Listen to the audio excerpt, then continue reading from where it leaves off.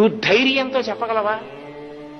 ఏమంటే తిరుపతి వెళ్తున్నారట అంటే అవును, నేను వేసే 11 రూపాయలు వెంకటేశ్వరుడు తీసుకుంటాడు, అందుకనే పిలిచాడు, అందుకే వెడుతున్నాడు అని సంతోషంగా 11 రూపాయలు కళ్ళకద్దుకున్న హుండీలో వేసి స్వామి తీసుకున్నాడు నా డబ్బు అని అనగలవా?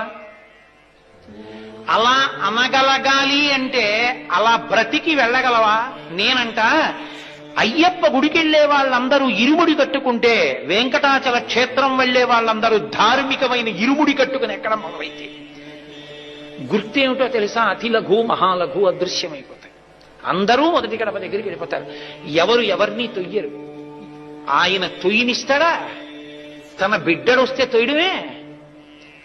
అటువంటి స్వాగతం చెప్పి తన పాదాల దగ్గరికి తీసుకుంటాడు. నిజంగా అలా తొయ్యడమే జరిగిందనుకోండి ఆయన ముందు, ఆయన ఆగ్రహాన్ని తట్టుకోగలడా? సాధ్యమే.